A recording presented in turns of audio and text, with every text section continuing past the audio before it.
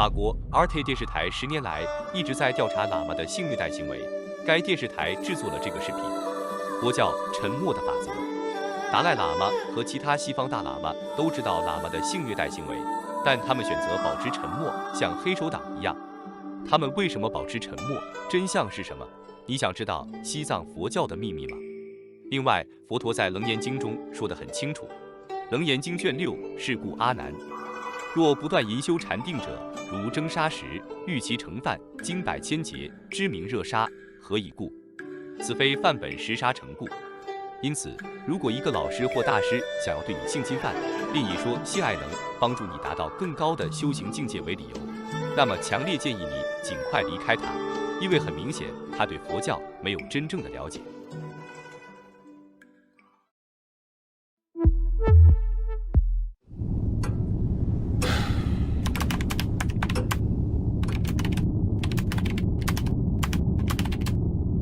C'est ici que j'ai grandi,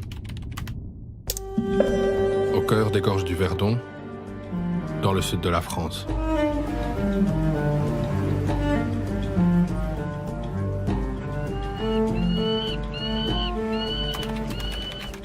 Au sein d'une communauté bouddhiste tibétaine, au Khassé. Nous étions une 60aine d'enfants.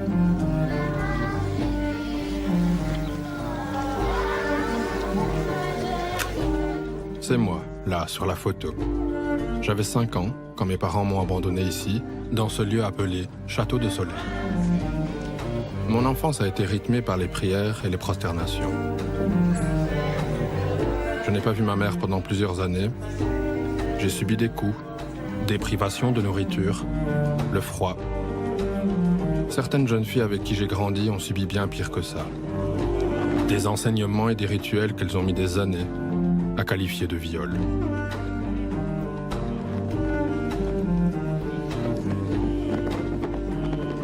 Tout ça au nom d'une religion qui, en Occident, est au-dessus de tout soupçon.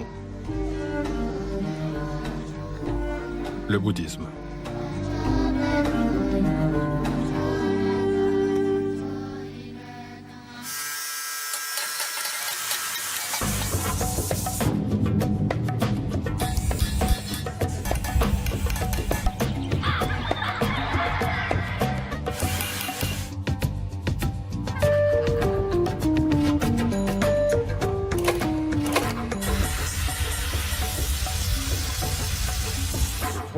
Dalai Lama received the Nobel Peace Prize.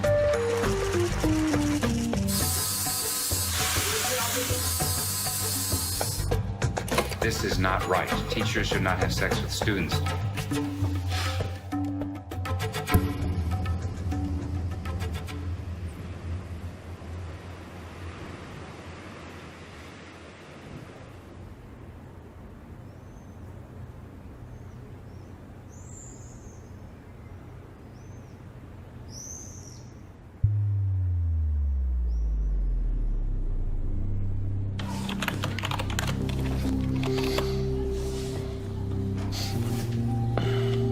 Je m'appelle Ricardo.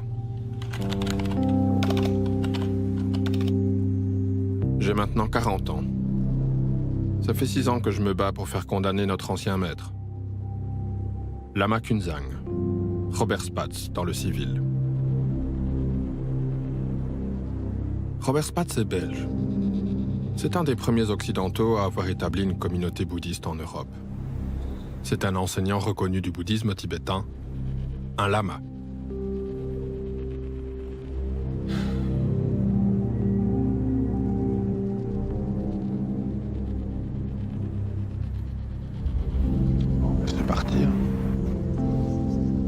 Aujourd'hui, je suis le porte-parole de 23 parties civiles dans le procès qui nous oppose à Lama Kunzang. Bonjour. Oui, Ricardo Mendes. Ici, Marina. Il habite dans le sud de l'Espagne. Il ne s'est pas déplacé. Il est poursuivi pour exploitation de travailleurs, prise en otage d'enfants, abus sexuels.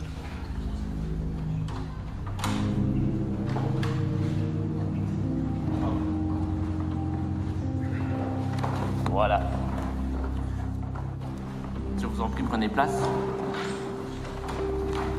Bien, nous allons donc reprendre avec l'audition de M. Mendez. Que souhaitez-vous mettre en évidence en ce qui vous concerne, par rapport aux déclarations que vous avez réalisées? Moi, jusqu'à ce que cette histoire occupe tous les recoins de mon esprit depuis ces dernières 4 années, moi, je n'avais aucune idée de la définition d'abus sexuel. Et donc, c'était ma hantise, c'était ma peur la plus totale, en fait. C'était, imagine que ces filles osent s'exposer et qu'on les détruise. Et donc, je me suis dit qu'il fallait faire un bouclier autour d'elles. C'était une démarche de, si on se met autour des personnes qui sont les plus à risque et qu'on expose nous-mêmes nos histoires, qu'on se met nous-mêmes à nu face à une cour, la vérité éclatera.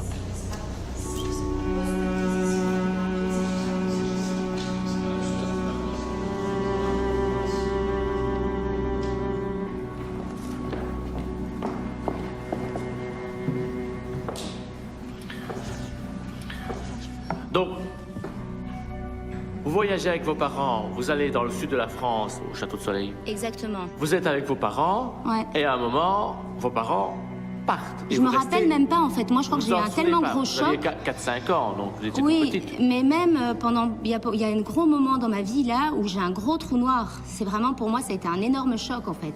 Est-ce que vous étiez éventuellement, à cette époque-là, soumise à des punitions? Est-ce qu'il y avait des restrictions alimentaires Dites-nous un peu.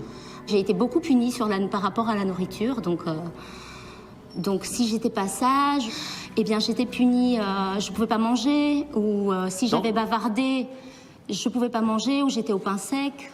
Donc, comme punition, vous avez souvent Été privée d'aliments. des restrictions alimentaires. Ouais. Il y a eu d'autres punitions?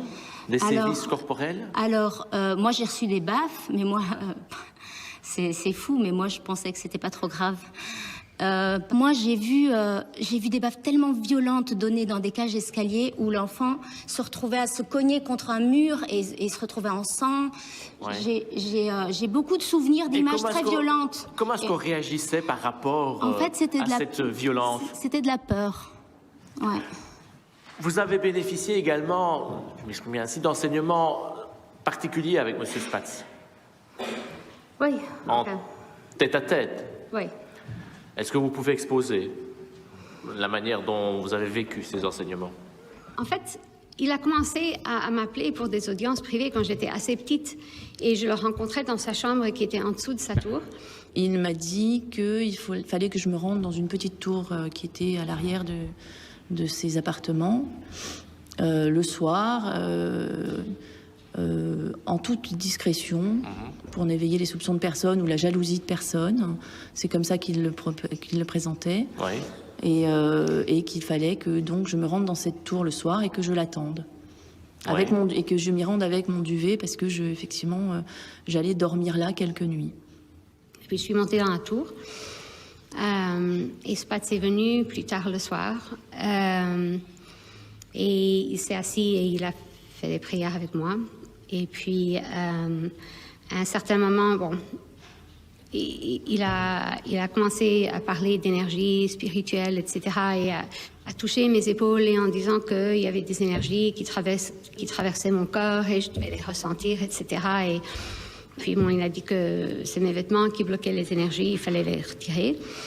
Donc je me rappelle m'être endormie dans la tour. Et en fait, parce qu'il ne venait pas, ou il venait...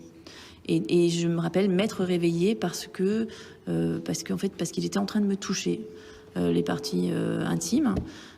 Il m'a dit de me coucher sur le sol nu et il a sorti une espèce de baume comme ça et il a commencé à me mettre de la baume sur les seins. En fait, il m'avait expliqué qu'il y avait beaucoup d'énergie au niveau des parties sexuelles et au niveau des seins, que c'était des grandes zones d'énergie. Et du coup, il a commencé il les stimulait pour faire le transfert d'énergie, en fait.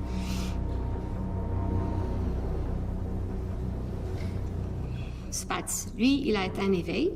Donc, il comprend tout, il est omniprésent, il sait ce qu'on pense, il sait ce qu'on vit, il connaît nos vies passées, notre bon karma, notre mauvais karma. Et donc, lui, il est très généreux parce qu'il peut aller vivre dans le nirvana, mais il a choisi de vivre sur Terre pour nous aider. Donc, lui, il vit sur cette Terre horrible où tout le monde souffre, et il fait ça pour nous. Et donc, il nous dirige à faire des choses qui peuvent nous paraître injustes, ou bizarres, ou un peu folles, ou pas utiles. Mais il faut absolument suivre à la lettre parce que c'est comme ça qu'on va atteindre les... Donc, si je vous entends bien, il faut suivre aveuglément ce que dit le lama. Il faut une obéissance aveugle. Oui. Moi, si j'ai été violée dans cette vie, Oui. c'est probablement parce que dans une de mes vies passées, j'ai été un homme qui a violé une femme. Voilà. Et donc, ma punition, c'est de renaître en tant que femme qui va être violée. Et maintenant, j'ai brûlé mon mauvais karma. Quelle chance pour moi. Et je suis un peu plus proche de l'éveil. Voilà. Donc ça, c'est ce qui vous était enseigné. Oui, oui, voilà. J'ai décrit ce qui nous était enseigné. Ça, c'était l'enseignement de M. Spatz. Voilà.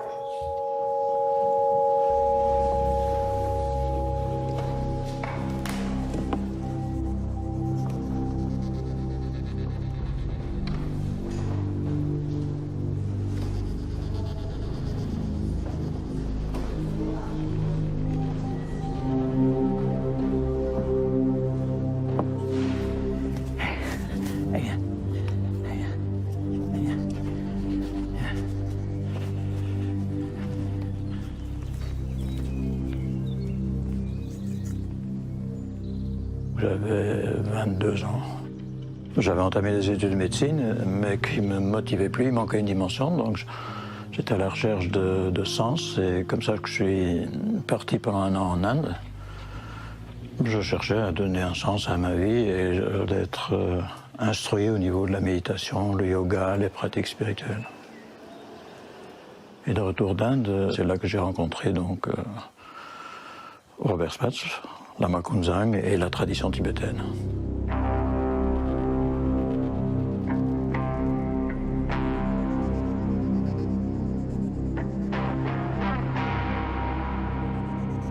L'essence même de l'enseignement de M. Spatz, c'était l'importance de la lignée. Depuis une lignée ininterrompue, depuis le Bouddha, Guru Rinpoche, et puis les grands maîtres actuels, qui quelque part l'avaient donné la responsabilité de créer cette école. Et donc c'était une antenne, première antenne en Europe, il en était très fier, une antenne directement reliée au monastère tibétain. Et donc quelque part tout le monde supposait que c'était sous la responsabilité et sous la protection de cette lignée. À mes yeux, il y avait là la garantie de l'authenticité d'un enseignement, et donc ça me motivait vraiment de m'impliquer dans cette école.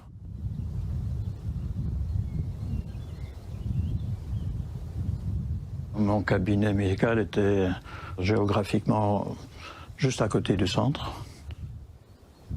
En tant que médecin, je suis intervenu quelquefois parce que je trouvais que l'alimentation était tout à fait déficiente, donc je suis intervenu au niveau de l'alimentation et un minimum d'hygiène, mais quant à l'éducation elle-même et ce qui se passait là-bas, et la maltraitance qu'il y a eu, mais on était complètement ignorants de ça.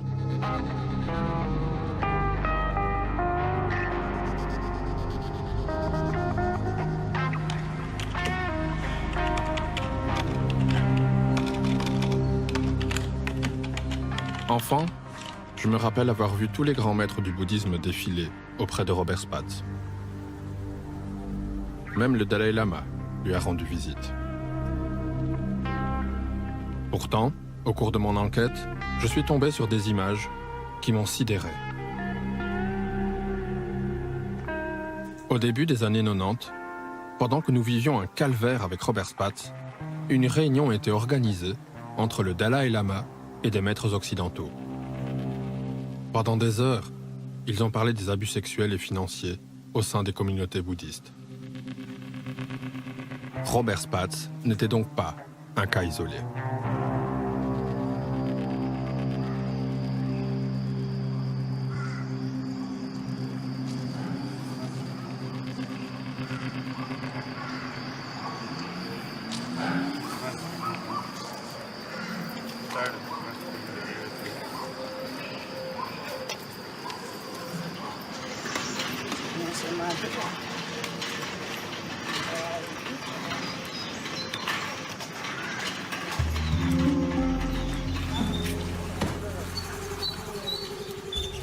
Je ne me souviens pas du nombre exact, mais nous devions être 25 ou 30 maîtres bouddhistes de différents courants.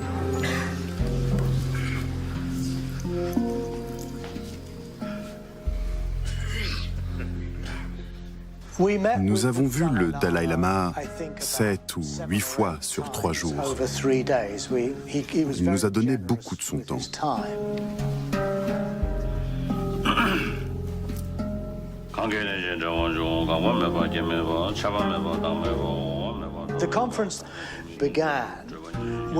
La conférence a débuté quand le Dalai Lama a reçu des lettres, principalement de femmes, qui se plaignaient d'avoir été agressées par leurs maîtres tibétains. Il y avait les enseignants aux États-Unis, en Europe, qui étaient en fait soucieux du fait qu'il y avait plusieurs scandales sexuels, éthiques, qui commençaient à monter et qu'on voulait faire quelque chose.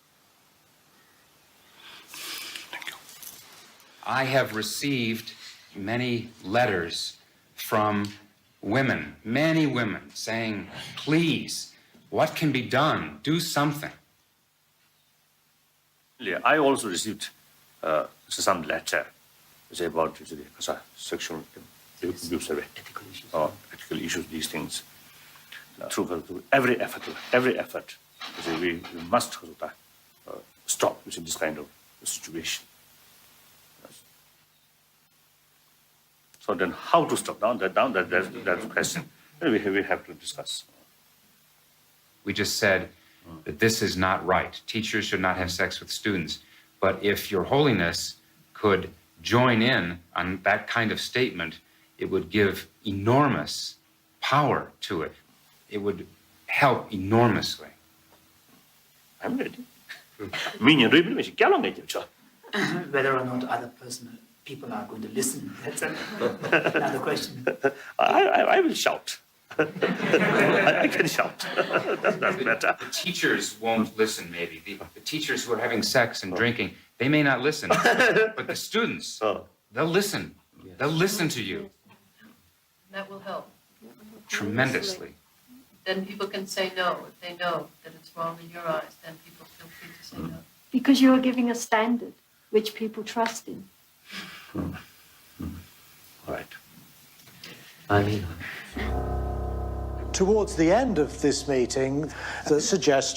Vers la fin de la réunion, nous avons suggéré d'écrire une lettre ouverte pour présenter nos réflexions et, avec un peu de chance, une résolution commune.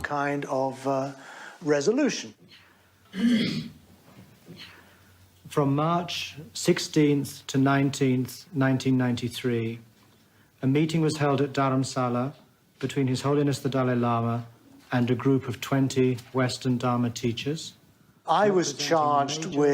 J'ai été chargé d'écrire le texte de cette lettre. Et je l'ai lu au Dalai Lama. In recent years, several Asian and Western teachers have been involved in scandals concerning sexual misconduct with their students. Students should be warned against the dangers of falling prey to charisma, exalted titles, exoticism. One better way of doing this is, instead of citing these points as if they were sort of some summations of His Holiness's responses, rather we could present them as some sort of consensus that we arrived at. Actually, the reality is also like that. Yes. Everyone participated. Yeah. So everybody takes.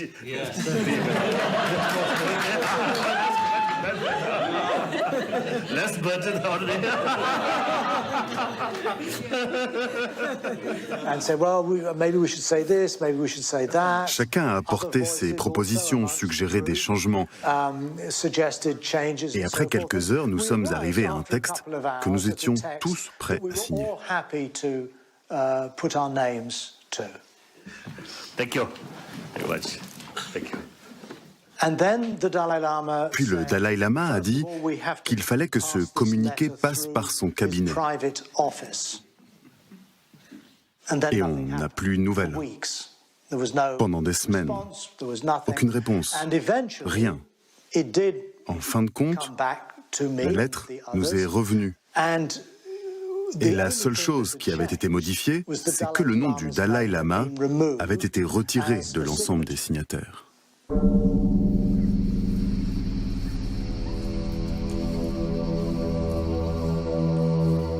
Dans mes yeux d'enfant, le Dalai Lama était l'incarnation de la bienveillance. Pourquoi n'a-t-il rien fait? Je me suis rendu compte qu'il n'était pas seulement un chef spirituel, mais aussi un dirigeant politique. Ses priorités étaient ailleurs.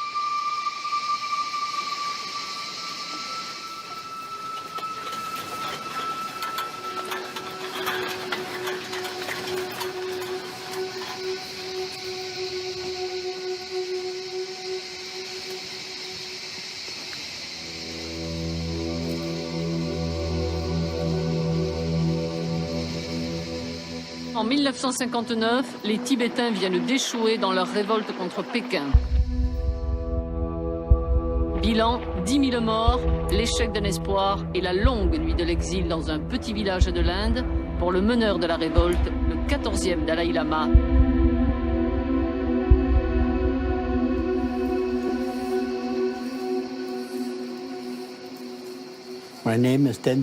Je m'appelle Tenzin Gyatso. J'ai travaillé au cabinet du Dalai Lama pendant plus de 40 ans.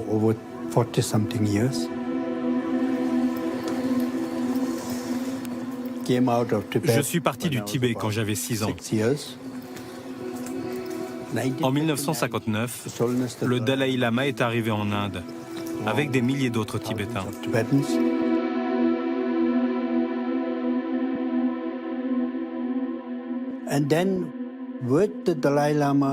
Et il a monté tout un gouvernement dans la continuité de ce qui existait au Tibet.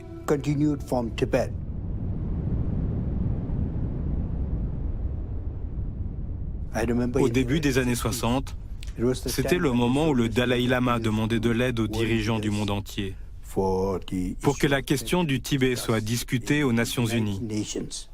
Nous devions taper à la machine toutes ces lettres pour tous les chefs de gouvernement. Nous en tapions énormément. Nous n'avions pas d'ordinateur à l'époque. Si on faisait la moindre erreur, il fallait tout recommencer. Aujourd'hui, ça a bien changé. C'était une époque très excitante.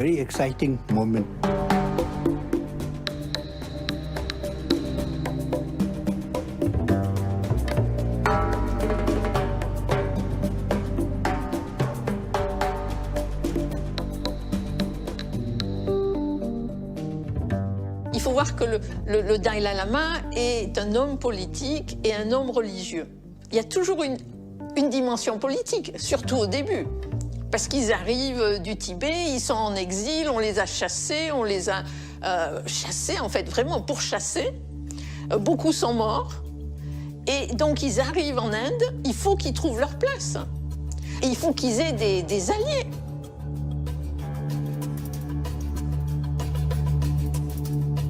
Dès le début, la situation des Tibétains en exil a été très difficile. Toute aide extérieure était la bienvenue.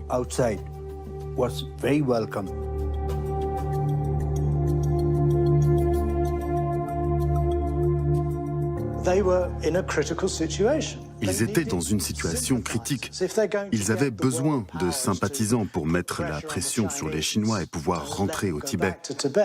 Il leur fallait le soutien des pays occidentaux.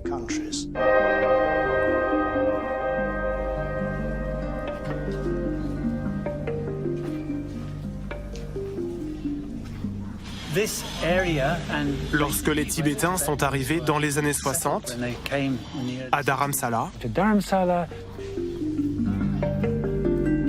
ils étaient installés dans des immeubles comme cela.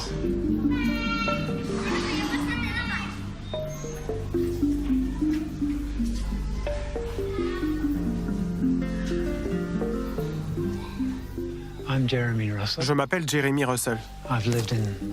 J'habite à Dharamsala depuis très longtemps.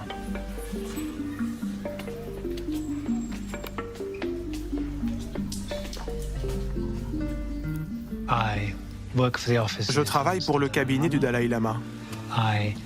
Je rédige les communiqués en anglais.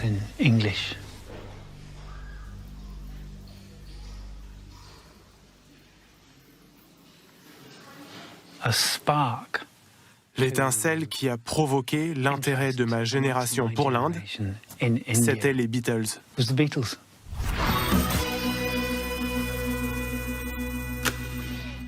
George Harrison a amené les Beatles en Inde et ça a provoqué une étincelle. Ça a attiré beaucoup de monde. Je suis venu en Inde 2 fois par la route, sans jamais prendre l'avion. Je suis parti de Londres, j'ai fait du stop jusqu'à Douvres, puis j'ai pris un ferry jusqu'à Ostende.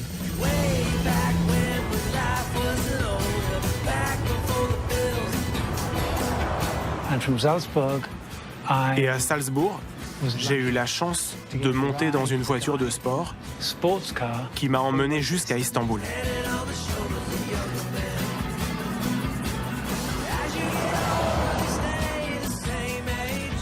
C'était très rapide, mais pas particulièrement confortable.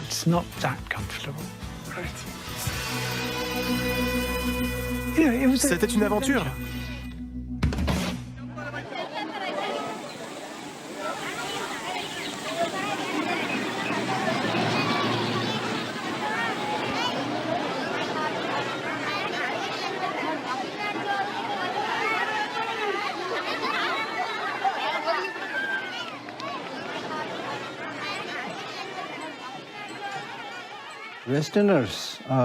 Les Occidentaux sont très curieux. Ils veulent voyager, explorer.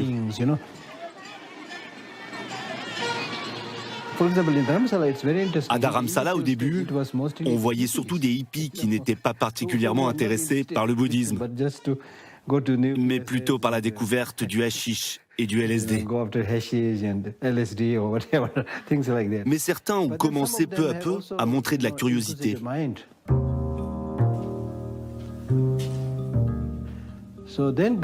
Progressivement, on a vu de plus en plus d'étrangers qui voulaient vraiment en savoir plus sur la culture et le bouddhisme tibétain.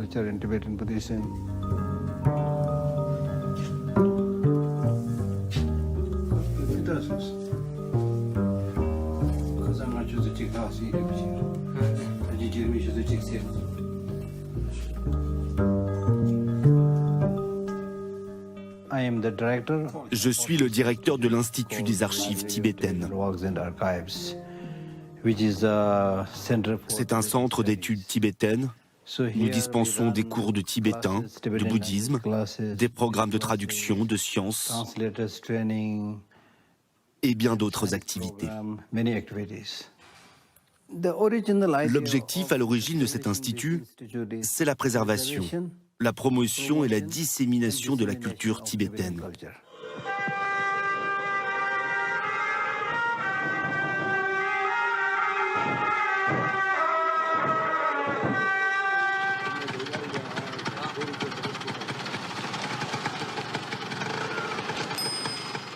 À l'époque, il n'y avait pas de guide de voyage. Il n'y avait que de rares informations qui se passaient de la main à la main, sur des feuilles volantes. Et un jour, j'ai vu une note qui recommandait de suivre les cours de méditation de l'Institut des archives tibétaines à Dharamsala. Et je me suis dit, c'est ça que je veux faire. À ce stade, je ne connaissais rien, ni au Tibet, ni au bouddhisme, mais ça m'a attiré.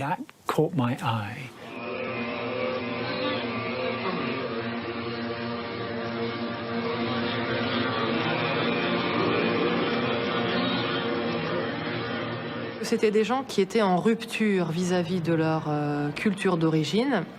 Ils voulaient des contre-modèles et ils étaient aussi très intéressés par les états de conscience modifiés. Et donc la méditation bouddhiste leur permettait d'avoir accès à ces états de conscience modifiés où ils pouvaient avoir d'autres perceptions de la réalité. Donc l'objectif, c'était vraiment de changer la perception qu'ils avaient du monde pour changer le monde.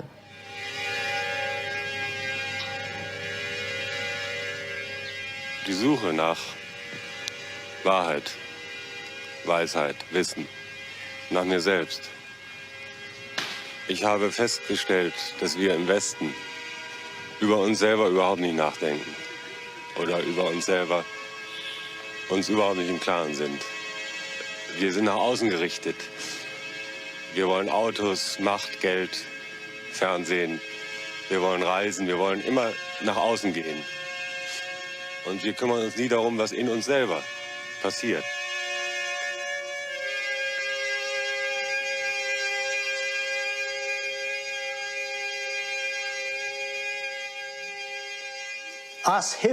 Nous, les hippies, nous n'étions pas forcément les meilleurs candidats pour cette tâche, mais nous avions le mérite d'être des représentants, des canaux de transmission entre les Tibétains et ce monde plus vaste dans lequel ils se trouvaient projetés.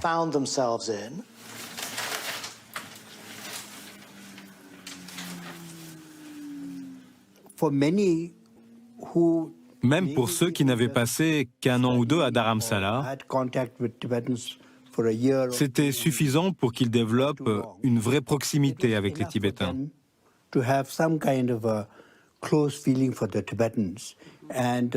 Et une fois rentrés en Occident, ils se sont tous impliqués dans des centres bouddhistes ou des associations de défense du Tibet.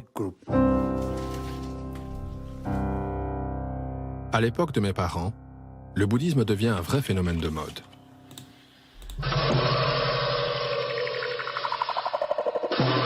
La France est en train de découvrir le bouddhisme. Des cérémonies comme celle-ci se multiplient et permettent facilement à des jeunes d'entrer dans cette religion. Château de Plège en Saône-et-Loire, à 40 km d'Autun. Ils construisent ici les deux monastères qui abriteront la grande retraite initiatique bouddhiste de 3 ans, 3 mois et 3 jours, à l'issue de laquelle ils deviendront les premiers lamas occidentaux du bouddhisme tibétain. C'est comme si le Tibet, en étant expulsé du Tibet au sens physique, avait réussi, grâce à l'entremise du Dalai Lama, qui est très fort de ce point de vue-là, à créer, moi, ce que j'appelle une sorte de Tibet virtuel, un Tibet déterritorialisé, dont les monastères, les centres bouddhistes tibétains sur l'ensemble de la planète constituent des sortes de préfectures, comme des préfectures d'un Tibet virtuel, d'un pays qui serait sur l'ensemble de la planète.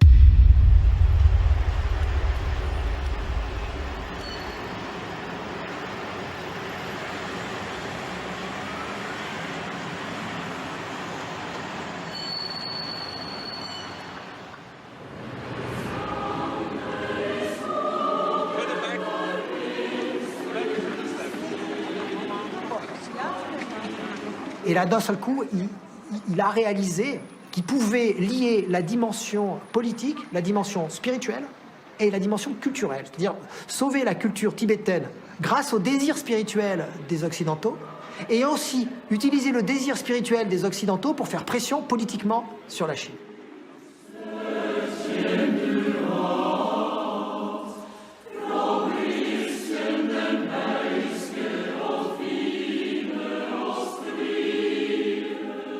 The 14th Dalai Lama, will you please enter the podium and receive the Nobel Peace Prize for 1989 with a gold medal and the diploma.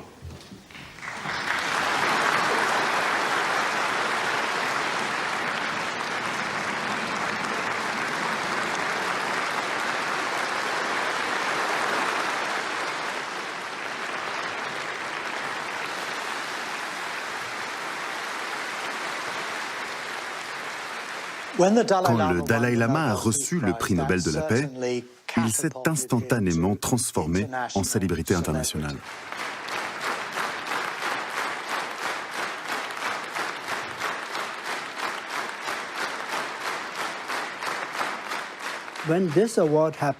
Quand il a reçu ce prix, ça a facilité les choses. Les gouvernements étrangers pouvaient enfin inviter le Dalai Lama en tant que prix Nobel.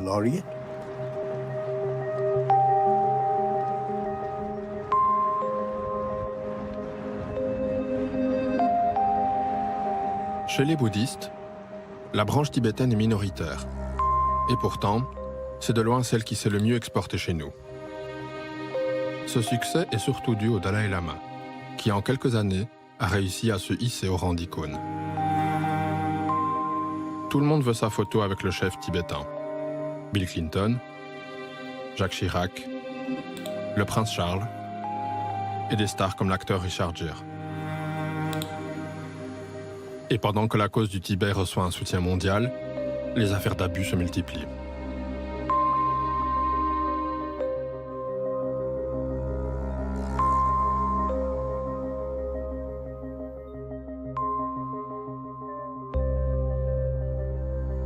En fait, partout dans le monde, les maîtres mis en cause prospèrent, sans contrôle ni sanction.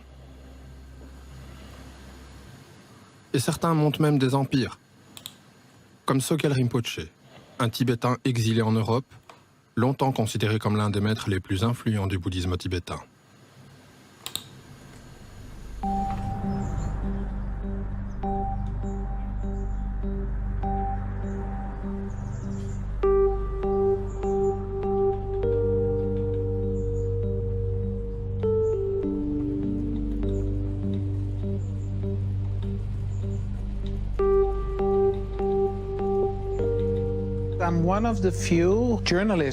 Je suis l'un des rares journalistes spécialisés dans les abus commis par les bouddhistes depuis des années. Toutes les 2 ou 3 semaines, quelqu'un me contacte pour me faire part d'un cas quelque part dans le monde.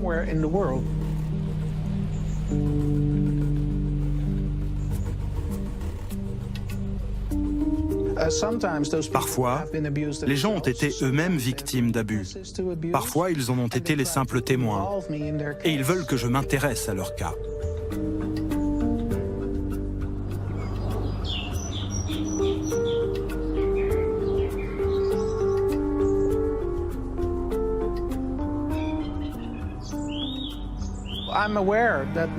Je sais que beaucoup de gens ont une image très fleur bleue du bouddhisme. Ils s'attendent à ce que le bouddhisme soit dépourvu de la saleté qu'on trouve ailleurs. Alors évidemment, quand ils entendent parler de tous ces abus, ils sont stupéfaits. Et ils peuvent être déçus de découvrir que les bouddhistes sont des personnes comme les autres, qu'ils se comportent comme dans n'importe quelle religion. Ça prend du temps d'admettre qu'il y a autant de dérives, et je pense qu'on n'y est pas encore.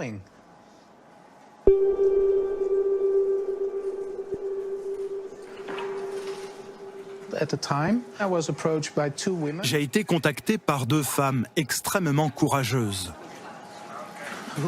Elles se sont postées devant l'endroit où Sogyal Rinpoche donnait un enseignement. Elles demandaient aux adeptes de réfléchir à toutes les dérives qui avaient cours. Ces 2 femmes m'ont contacté pour que je publie leur histoire. Et c'est ce que j'ai fait.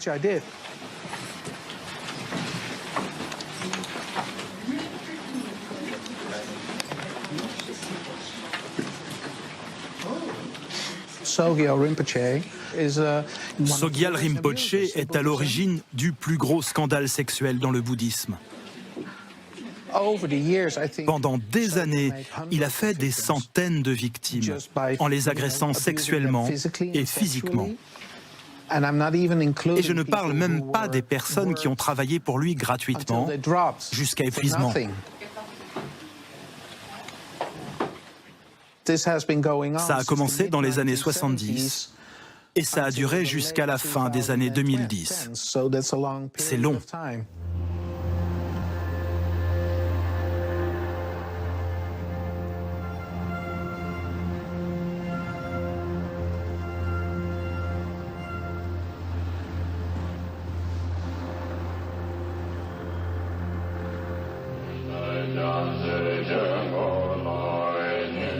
Ces fidèles appartiennent à une école bouddhiste de tradition tibétaine. Ils sont membres d'une association internationale appelée Rigpa et fondée par le lama Sogyal Rinpoche, né et formé au Tibet, mais aussi à Cambridge. Ça fait plusieurs années que je suis en Occident et donc je commence à connaître un peu les conditions de vie ici. Et ce que j'enseigne, ce n'est pas le bouddhisme tibétain, mais j'essaye plutôt d'enseigner la sagesse de l'enseignement du Bouddha.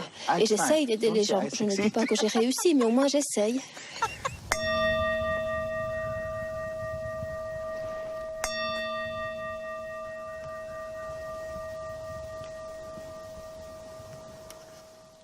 moi j'ai rencontré à Paris.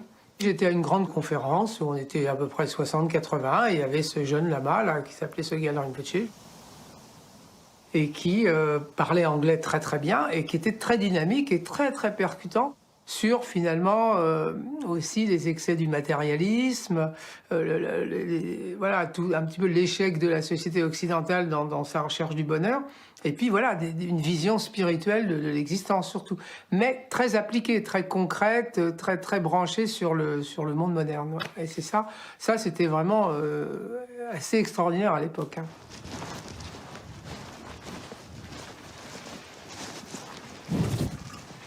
Il se trouvait que je parlais anglais. On m'a proposé de devenir traducteur, interprète. Donc je me suis mis à être interprète de Sogyal Rinpoche et d'autres, d'ailleurs d'autres lamas aussi. Et puis voilà, de fil en aiguille, je suis devenu président de Rigpa France, une association créée par Sogyal. Je suis arrivé en 85, il y avait déjà un bon groupe, il y avait déjà peut-être une centaine de personnes qui étaient autour, donc déjà il y avait un embryon de structure. Néanmoins, c'était quand même très direct, c'est-à-dire que c'était pas du tout ce cérémonial, disons que petit à petit il s'est mis à acquérir par la suite. Ouais.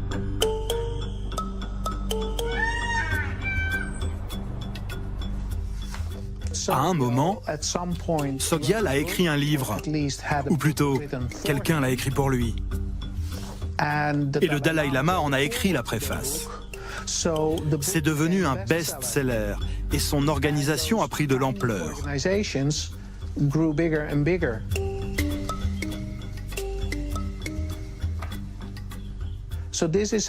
C'est comme ça qu'un Tibétain inconnu s'est retrouvé à la tête d'un empire mondial.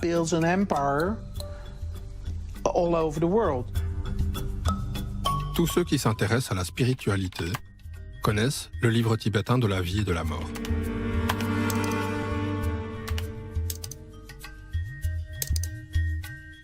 Comme beaucoup de gens, j'ai moi aussi été fasciné par le texte et intrigué par son auteur. Au moment du livre tibétain de la vie et de la mort, il a eu un très très grand succès dans le monde anglo-saxon, donc en 92 et un an après en langue française et allemande et d'autres langues. Et là, il a commencé à y avoir des centaines de gens qui arrivaient dans les centres.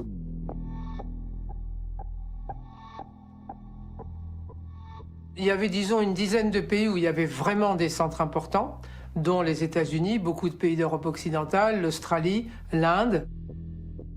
Et puis après, il y avait des antennes aussi dans quelques autres pays. Sogyal Rinpoche était un excellent entrepreneur. Vraiment excellent. C'est un peu le start-upper du bouddhisme tibétain, si vous voulez.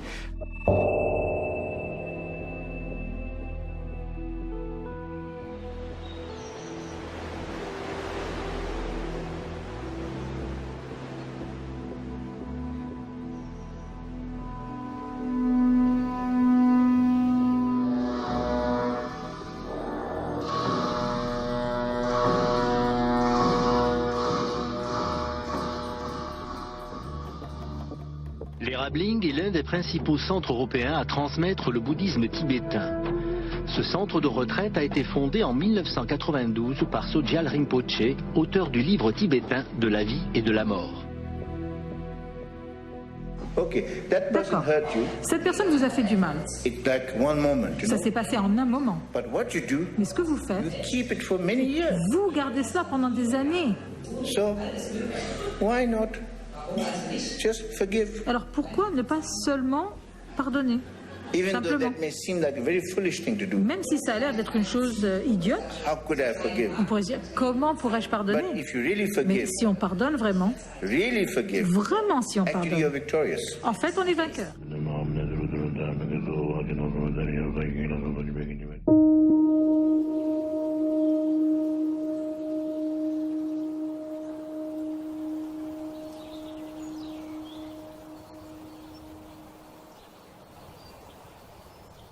L'Erabling est situé dans un endroit magnifique. C'est très impressionnant. Le temple, le paysage, la nature tout autour, les collines. L'ambiance générale, c'était bienvenue dans la famille.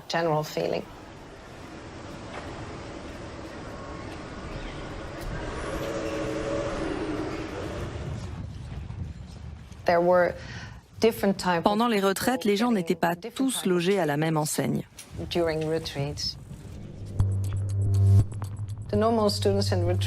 Les retraitants normaux étaient encouragés à renoncer aux biens matériels.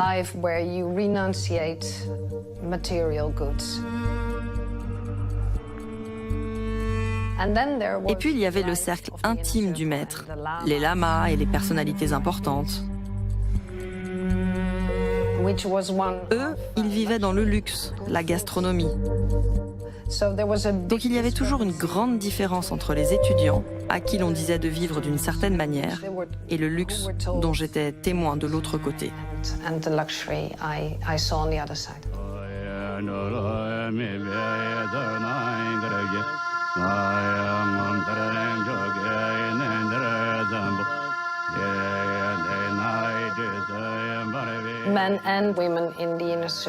Dans le cercle intime, des hommes et des femmes avaient pour mission de s'occuper de Sogyal.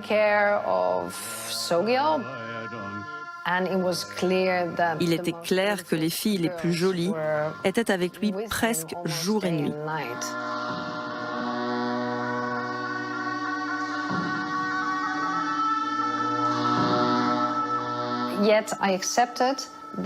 Au départ, je ne me demandais pas si elles avaient un autre type de relation avec lui. Dans le bouddhisme tibétain, on appelle ces filles les dakini. Les dakini n'ont pas le droit de rater un mouvement, un besoin. C'est 24 heures sur 24 sur absolument chacun des gestes qu'il fait dans la journée, il doit être accompagné. On dort au pied de son lit quelques heures. Moi, les premiers mois, j'ai dû dormir 2 heures par nuit.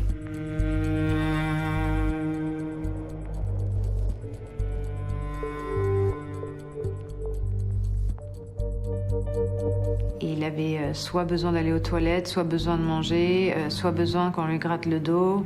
Il fallait le laver, il ne se lavait pas seul.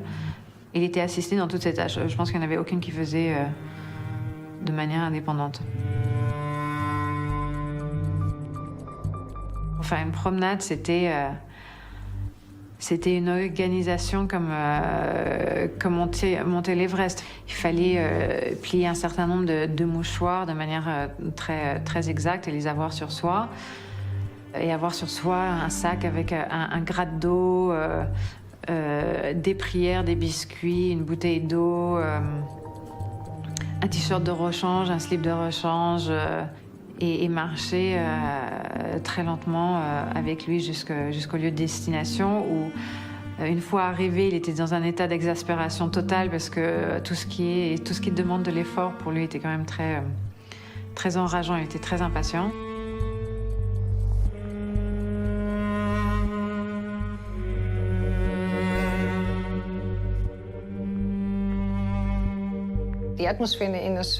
L'ambiance autour de Sogyal était extrêmement sexualisée. Il plaisantait beaucoup sur les jolies filles. Il faisait des blagues sexistes quand il était sur scène, sur le fait que les filles traînaient autour de lui. Les plus jolies filles étaient sélectionnées pour lui, dans la foule. Je l'ai vu de mes propres yeux.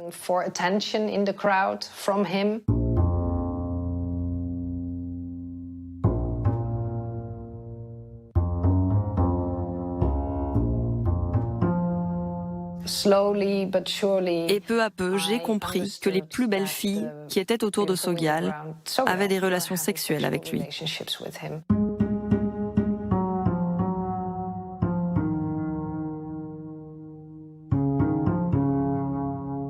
C'est difficile d'utiliser le terme de viol parce que ça me met automatiquement dans une posture de victime qui est lourd à porter, simplement. Mais oui, c'est un viol, c'est un gros vieux avec l'autorité qui ferme les portes à clé et qui s'impose et qui menace.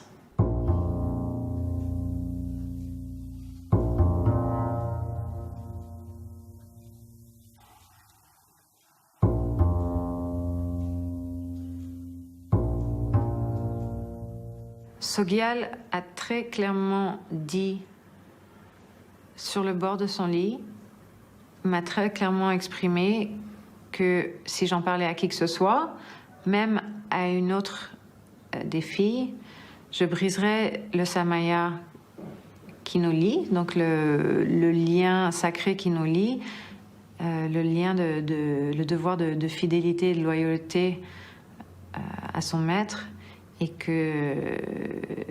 qu'en résulteraient les pires conséquences karmiques sur moi et mes proches.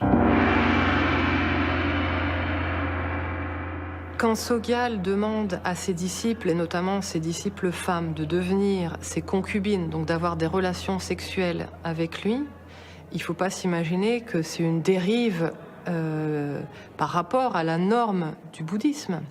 Ces choses-là existent dans le bouddhisme tibétain tantrique, donc d'origine hindoue. Elles existent et il y a des textes qui parlent de ces rituels sexuels. Il y a aussi la notion de moyens habiles, les upayas, selon lequel un maître, pour convertir au bouddhisme quelqu'un, peut employer tous les moyens possibles, y compris la violence, y compris le mensonge.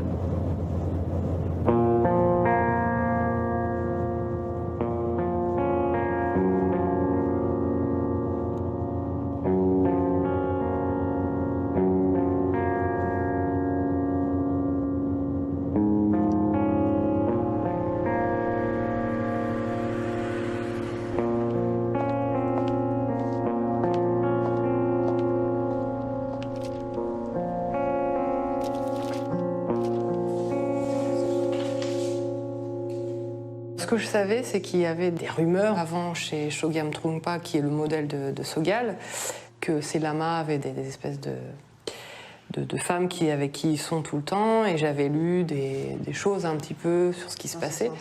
Mais après, j'avais aucune idée de toi, ton expérience, ton vécu. Donc, Après le premier incident avec Sogyal, j'étais extrêmement choquée. Et j'étais très mal, je savais pas ce qui m'était arrivé et comment je devais le prendre. Et bien sûr, j'avais retenu que j'avais une interdiction absolue d'en discuter avec qui que ce soit. Et pendant un enseignement de Sogyal, je croise Dzigar Control dans la cour à l'Erabling, qui est un maître tibétain aussi dans cette tendance un peu comme Sogyal, qui veut être très ouvert vers l'Occident, qui maîtrise l'anglais, qui est un peu le gourou, le lama moderne occidentalisé. Je lui demande si je peux lui poser une question, et en pleurant, je lui demande ce que ça veut dire que d'être consort, concubine. Et là, il y a un moment de silence. Je pense qu'il a très bien compris pourquoi je pleurais. Et il m'a simplement répondu, c'est une très très grande chance quand on peut avoir cette relation avec un maître. Donc encore une fois, c'était un maître qui a vu, qui était témoin d'une souffrance et qui s'est complètement défaussé. Ça correspond beaucoup à ce que j'avais lu par ailleurs sur ce qui se passait dans l'entourage de Trungpa et dans l'entourage de Sogyal.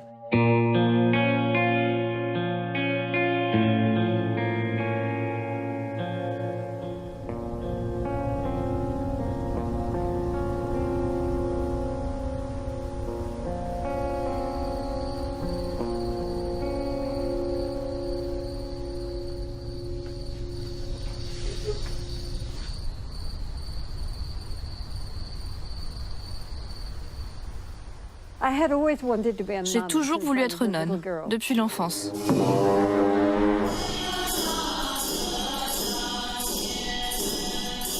Je n'avais pas vraiment d'intérêt pour la chrétienté, donc je ne savais pas comment j'allais m'y prendre, mais je savais que je serais nonne. Ensuite, j'ai compris que la sagesse bouddhiste était, pour moi, la chose la plus importante au monde. Dans le bouddhisme, vous devez voir l'objet de votre dévotion comme parfaitement pur. Le problème, c'est que ça place tous les pouvoirs entre les mains du gourou. Et le disciple se retrouve sans aucun pouvoir.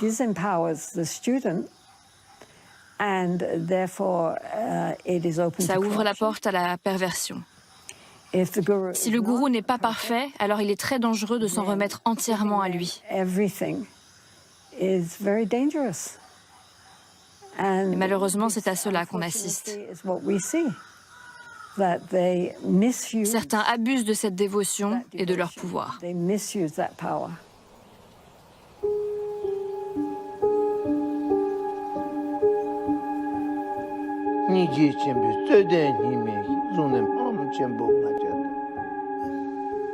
Which is blessed by His Holiness the Dalai Lama, consecrated. Le lama peut tout à fait être charismatique. Le problème, c'est que les gens prennent le charisme pour une qualité spirituelle. In exile. I wrote that announcement.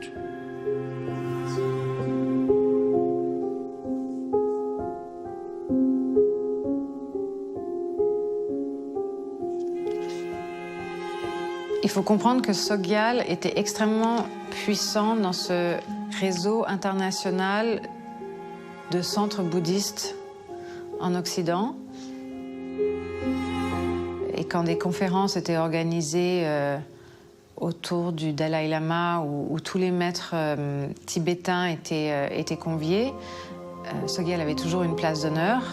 Et en backstage, ils étaient tous témoins du comportement de Sogyal, le fait qu'il soit accompagné par un certain nombre de jeunes filles.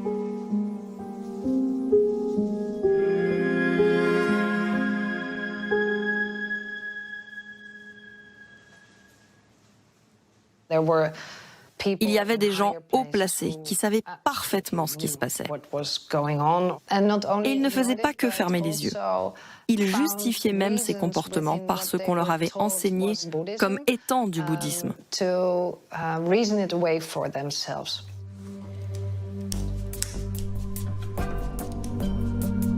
Sogyal Rinpoche est un problème pour toute la communauté bouddhiste dès la réunion des maîtres avec le Dalai Lama en 1993. Many letters from women, many women, saying, please, what can be done? Do something. D'ailleurs, ce sont les accusations contre Sogyal qui étaient à l'origine de la réunion. Le Dalai Lama, pourtant, n'a jamais cessé de s'afficher avec lui. Ce qui m'a posé problème, c'est que dans les années qui ont suivi, il est apparu en public avec certains des lamas qu'il avait lui-même critiqués.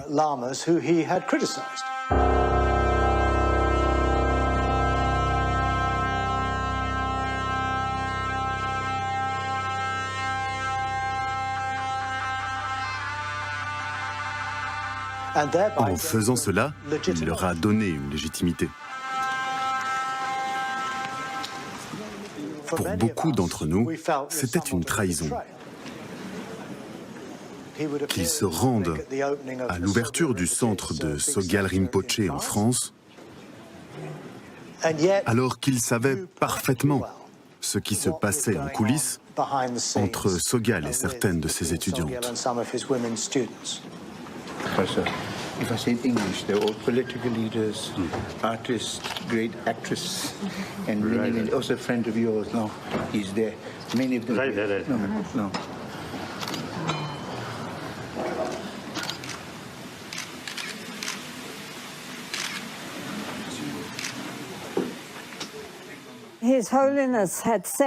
À l'époque de la réunion, Sa Sainteté avait dit que si on lui indiquait qui étaient les lamas qui posaient problème, il s'assurerait de ne pas leur rendre visite. Et il y est quand même allé. Il y a eu vraiment des gros scandales. Et il n'y a pas eu qu'un. Ça n'arrêtait pas d'arriver, quoi. Et donc, RICPA a embauché une agence de communication en temps de crise qui a pour but de former en urgence, de créer une stratégie de communication pour les personnalités importantes qui ont un gros problème judiciaire ou autre. Et on était très peu nombreux, on était 4 ou 5 triés sur le volet, les principaux porte-parole de RICPA. Et donc, on avait des anciens journalistes ou anciens journalistes qui faisaient l'avocat du diable, qui nous interviewaient d'une façon un peu agressive. Et nous, on était censés donc trouver un moyen de répondre, quoi. Voilà. La stratégie, elle était très simple. C'était Sogyal Rinpoché et les autres lamas sont reconnus par le Dalai Lama. Et surtout, c'était de ne pas répondre à la question, ne pas rentrer dans le fait de savoir comment ça s'est passé, où, comment, qui a tort, qui a raison, mais répéter, disons, un message tendant à prouver que l'Église tibétaine est irréprochable et qu'elle est, voilà, elle est millénaire, elle est digne de confiance. Et donc voilà, c'était ça la stratégie.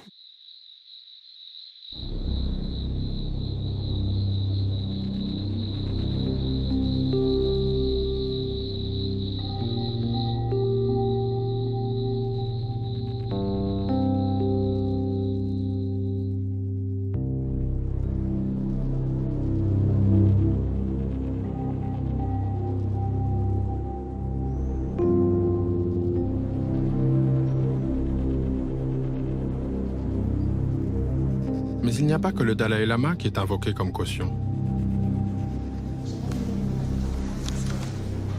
Dans notre procès contre le gourou Robert Spatz, j'ai découvert que tous les représentants du bouddhisme tibétain étaient utilisés comme des gages d'authenticité.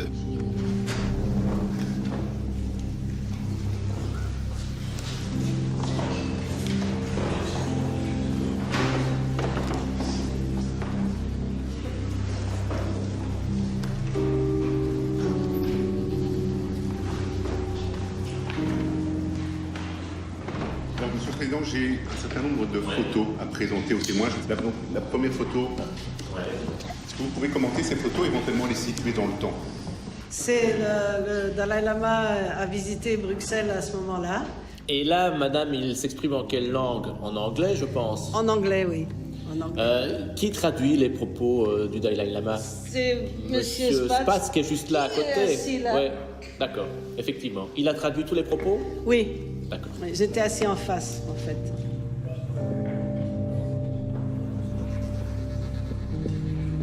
Nous sommes où, là, selon vous? C'est à la Tsampa. À la Tsampa, à Bruxelles. Donc, simplement, voilà, ça c'est... Mathieu Ricard. Ça... Monsieur Spatz, Rabjan Rinpoche. Et je ne sais pas si c'est... Et là, je ne le connais pas. C'est un moine qui accompagnait Rabjan Rinpoche, mais je ne sais pas son nom. Provenant donc du monastère de cette chaîne? Oui, un moine du monastère de cette chaîne. D'accord, oui. Chaque fois, manifestement, M. Spatz est entouré de personnes qui sont reconnues dans la religion bouddhiste. C'est des maîtres qui sont reconnus généralement. Oui, on ne remet pas en cause leur autorité. Ce sont des gens... Non, absolument pas. D'accord. Et là, vous avez effectivement la démonstration simplement de ce que nous affirmons, c'est que l'OKC voit défiler des maîtres tibétains et pas n'importe lesquels. Monsieur Ricard est en 1990 à Bruxelles dans les locaux d'OKC avec la visite du Dalai Lama. Monsieur Ricard est à Nimadzong à diverses reprises, assiste à des enseignements de maîtres tibétains, éventuellement à des enseignements de Monsieur Spatz. Je n'ai pas, même si je connais bien le dossier, mais tout le monde peut se tromper, je ne pense pas avoir vu dans le dossier, à un quelconque moment, une remise en question par des officiels ou par des maîtres de la qualité de l'enseignement de M. Spatz. En tout cas, pas de la part de Mathieu Ricard. Mathieu Ricard, c'est l'interprète français du Dalai Lama, l'une des voix bouddhistes les plus écoutées au monde.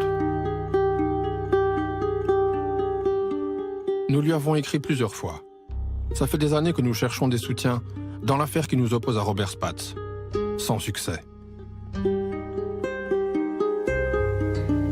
Pourtant, personne dans le monde bouddhiste ne pouvait ignorer la gravité des accusations. Elles ont même été rendues publiques à la télévision française et belge. Accompagnés de 130 gendarmes. Les forces de l'ordre ont ratissé le domaine de 180 hectares. Ils ont entendu 50 personnes, dont 30 enfants, âgés de 2 à 14 ans.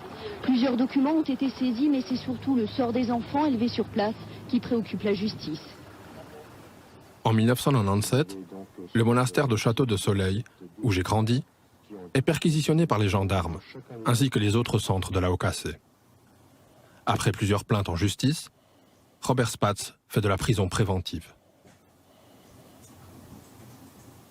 Pendant des années, les accusations restent qualifiées de rumeurs et sont balayées d'un revers de main.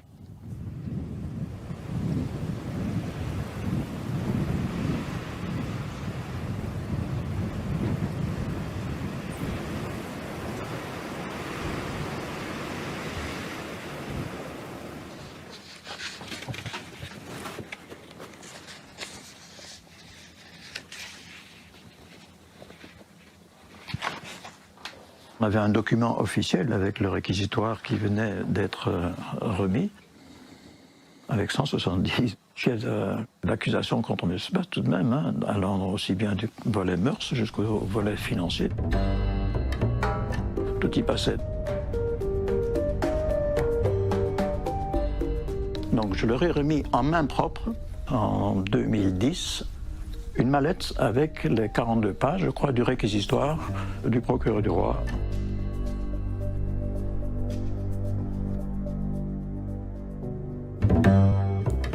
Donc le lendemain, Mathieu Ricard, un peu de façon précipitée et chaotique, est venu me remettre personnellement le dossier en disant « Imagine qu'on nous retrouve avec ces documents sur nous ». Et donc Mathieu m'a remis ce dossier, mais il ne peut pas dire qu'il ne l'a pas reçu. Il l'a remis le lendemain après l'avoir lu toute la nuit. Donc il connaissait la situation des enfants. Il savait qu'il y avait des choses pas claires. Il le savait.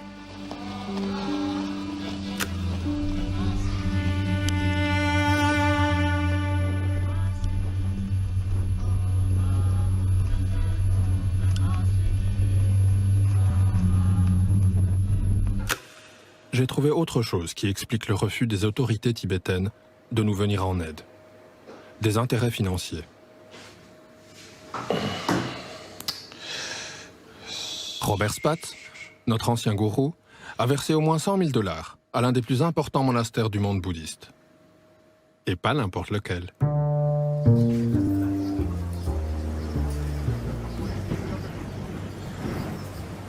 Le monastère de Setchen, à Katmandou. C'est ici que vivent Mathieu Ricard et les héritiers des maîtres de Robert Spatz.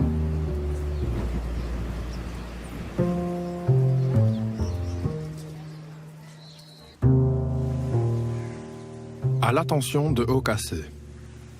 Messieurs, nous vous remercions beaucoup de l'aide que vous nous avez apportée jusqu'à ce jour pour la construction du collège d'études philosophiques attenant au monastère de Setchen à Katmandou. Afin que les travaux puissent se poursuivre, nous vous serions très reconnaissants de bien vouloir nous faire parvenir la tranche suivante de votre donation au compte suivant.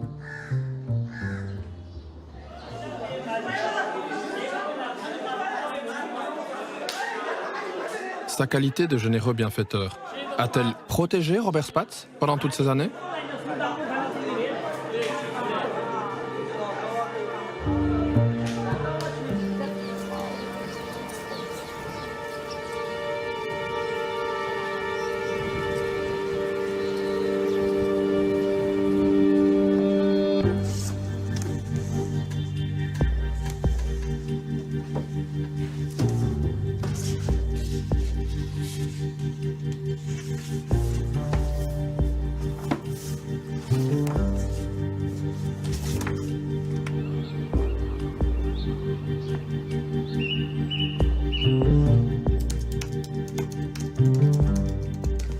Les Tibétains cherchent des sponsors sans arrêt. Leur économie repose sur la charité. Ils sont réfugiés. Ils n'ont pas de véritable source de revenus en dehors de leur religion. Il y a donc une codépendance financière entre la communauté exilée en Inde et les riches lamas tibétains installés en Occident.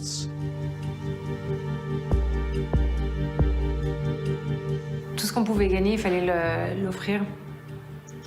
Pas juste à Rigpa, mais en offrande au maître qui vaut plus que tout, et il n'y a rien de plus précieux dans notre vie que lui. Les gens payaient pour aller aux conférences, aux retraites. Après, on avait le droit à une bonne heure de pourquoi c'était le moment le plus précieux et qu'il fallait le valoriser et qu'il fallait mettre de l'argent dans la boîte autant qu'on pouvait en espèces. Et on nous ressassait ça tout le temps. Et puis en plus, il y avait des cérémonies où on faisait des cadeaux, en particulier à Sogyal. On pouvait offrir des bijoux, ce qu'on voulait.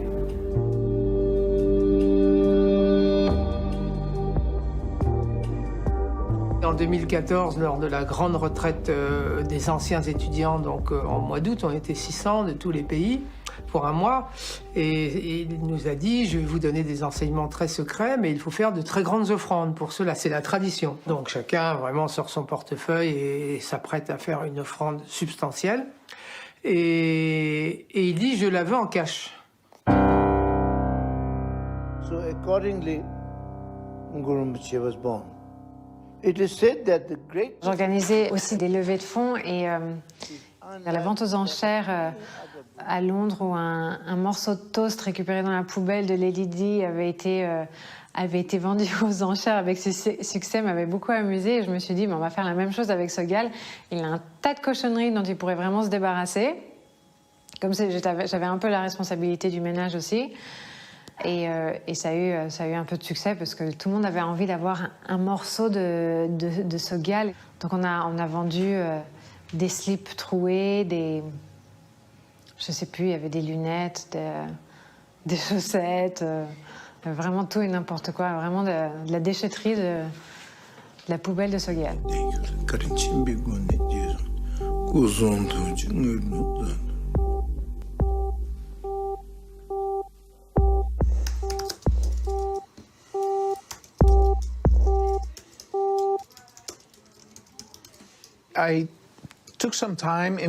J'ai passé beaucoup de temps à étudier les finances de Rigpa.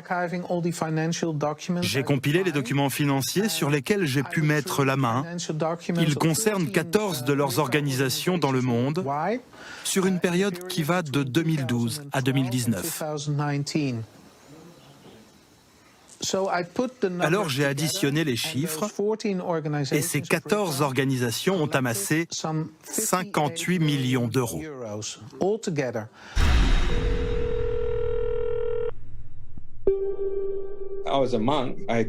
J'étais moine et je transportais 60 000 euros et des lingots d'or jusqu'à Delhi. C'était vraiment comme la mafia. Si vous alliez en Inde ou au Népal, ils voulaient le savoir. Ils profitaient des retraites pour vous poser la question. Ils disaient, vous pouvez aider Sogyal en transportant un bagage pour lui. Il fallait que je porte une grosse veste, très chaude, en cuir, ou plutôt en daim, que je n'osais jamais retirer. Sogyal m'appelait pour me dire, tu as l'argent? Ne le perds pas ou tu vas mourir. Ou si tu le perds, ne reviens pas. Déconne pas. J'étais terrifié en passant la frontière.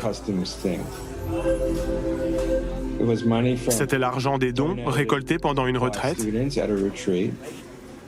pour financer des travaux dans un monastère dans la montagne himalayenne.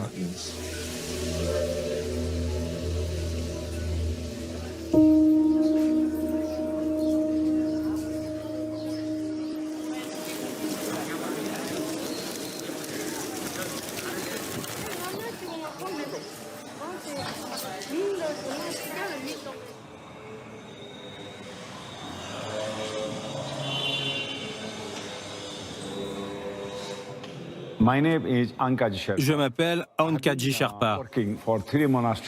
J'ai travaillé pour 3 monastères. Je suis aujourd'hui membre du comité de direction d'un monastère qui a près de 100 ans. Je suis également leur trésorier et leur conseiller depuis 15 ans. Je connais très bien le fonctionnement des monastères au Népal.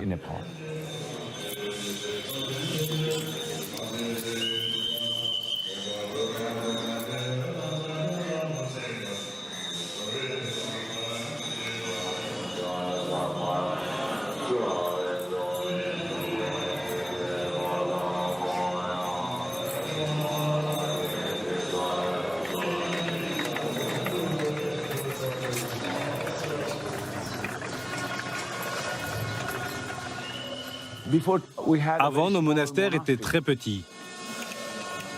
Ils étaient construits par la population locale, avec des matériaux d'ici, comme le bois, la pierre ou la terre.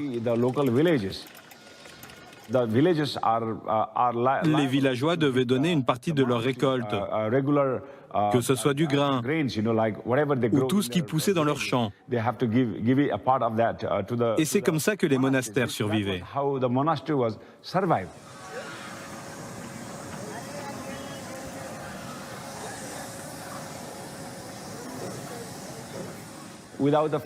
Sans l'argent des Occidentaux, les monastères ne se seraient pas autant développés. Et plus les bâtiments sont grands et attrayants, plus il y a de jeunes motivés par l'éducation monastique.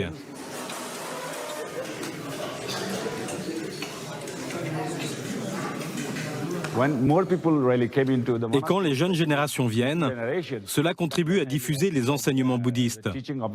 Pour nous, l'aide des Occidentaux a été cruciale.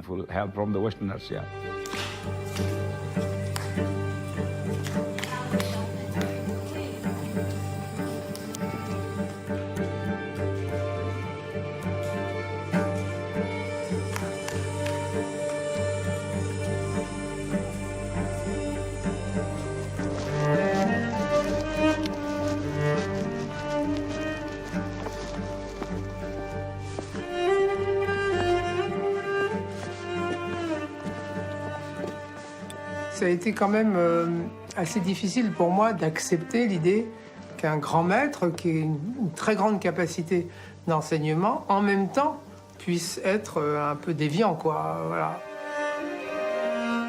Ces choses-là, quand même, mettent un petit peu de temps avant de... Quelque part, c'est triste à dire, hein, parce que ça ne devrait pas être comme ça, mais mettre un peu de temps avant vraiment d'infuser, et donc on se rend compte que c'est très grave.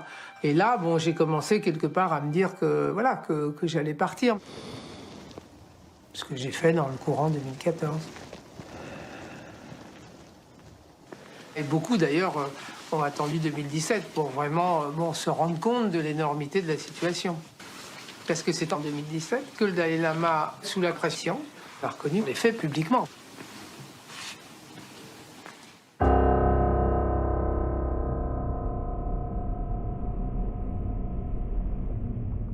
Now recently, Sojia Rinpoche, my very good friend, but he disgraced. So some of his own sort of student now publicly sort of made public using their criticism.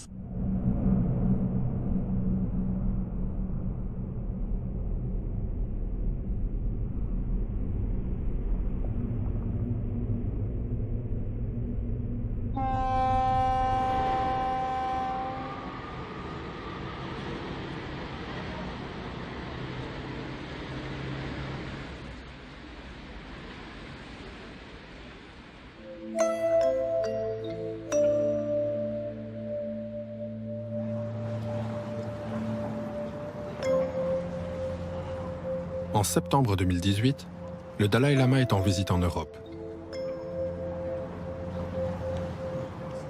Avec d'autres victimes, nous saisissons l'occasion. Nous obtenons un entretien avec lui dans la suite qu'il occupe au dernier étage de cet hôtel. J'ai enregistré la conversation.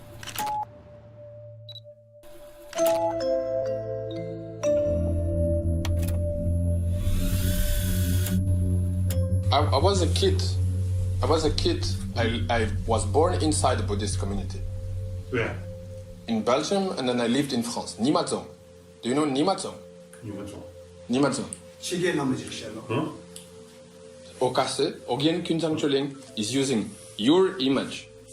Yes. And they are using this in court, in a judicial trial, as a way to legitimate a Buddhist center. This has to stop. We have to do something. 11 children abused sexually. 11 girls. What I think is a real problem is that in the West there is the idea this is not happening in Buddhism. Yeah. They are very naive. They know it's in the Catholic Church. They know it is in other places, but not in Buddhism. And I think it is good that also Western people know that Buddhism also has this problem.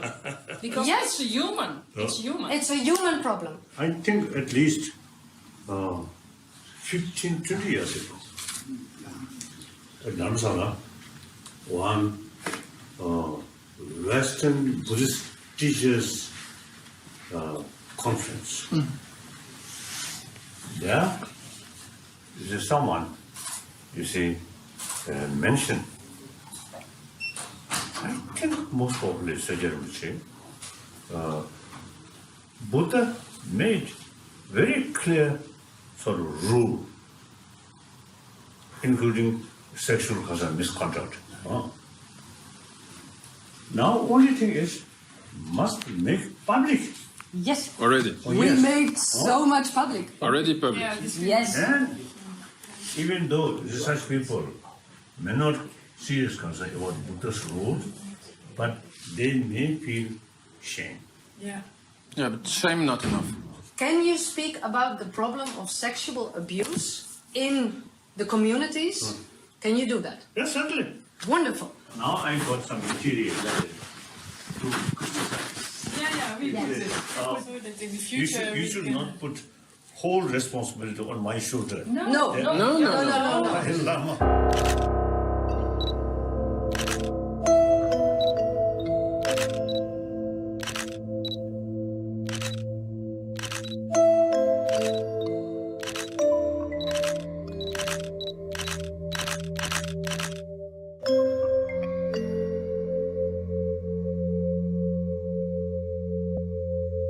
Au cours de cet entretien, une victime raconte au Dalai Lama son expérience avec un gourou encore en activité.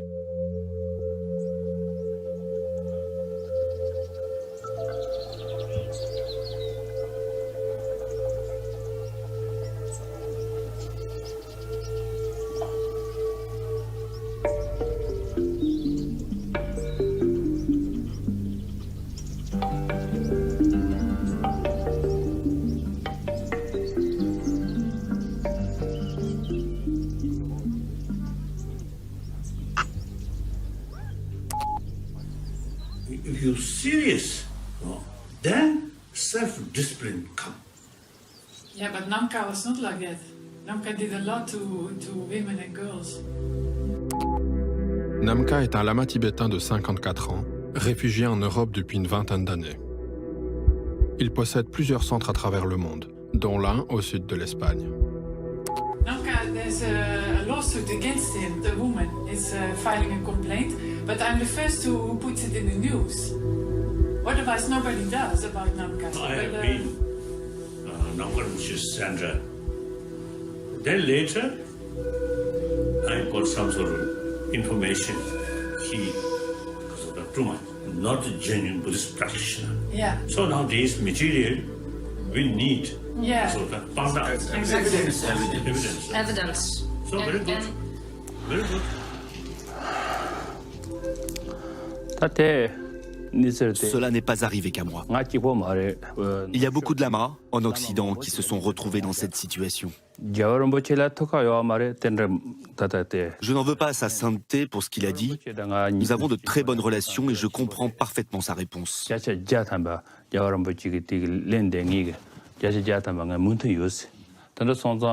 Concernant la femme hollandaise qui a parlé à sa sainteté, je la connais. C'était une de mes élèves. Elle m'a suivi de nombreuses années. Je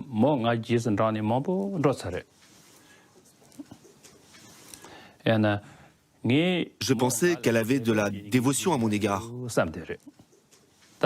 En y repensant, je crois qu'elle était amoureuse de moi. Chez nous, au Tibet, si une femme aime un lama, elle lui dira « Je vous aime. Demandez-moi ce que vous voudrez. » Et le lama lui dit « C'est oui » ou « C'est non ». En Occident, ce n'est pas comme ça. Par derrière, elle essaiera de trouver un moyen détourné. Et si ça ne marche pas, elle sera en colère et ça finira en procès. Il est certain qu'auparavant, j'ai commis beaucoup d'erreurs dans la manière dont j'ai interagi avec mes élèves. Parce que je ne connaissais pas bien l'état d'esprit de la société occidentale. Il y a beaucoup de pratiques différentes dans le bouddhisme tibétain. Parmi elles, il y en a qui ne contredisent pas la loi et qui apportent beaucoup de bienfaits. Celles-ci, il faut absolument les enseigner. En revanche, certaines sont incompatibles avec le lieu et l'époque dans lesquelles nous vivons. Ils ne s'accordent pas avec la mentalité des Occidentaux. Après une plainte en justice en Suisse, plusieurs signalements auprès de son administration, le Dalai Lama n'a pas réagi. Namkha enseigne toujours le bouddhisme tibétain.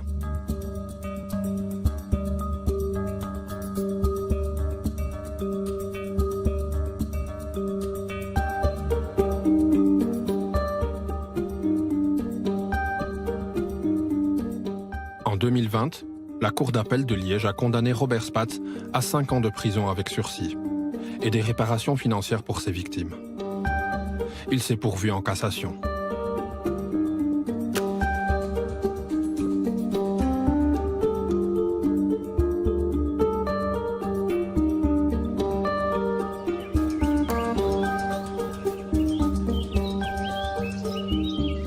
Château de Soleil continue de recevoir du public et l'organisation Okase n'a jamais rejeté l'héritage de Robert Spatz.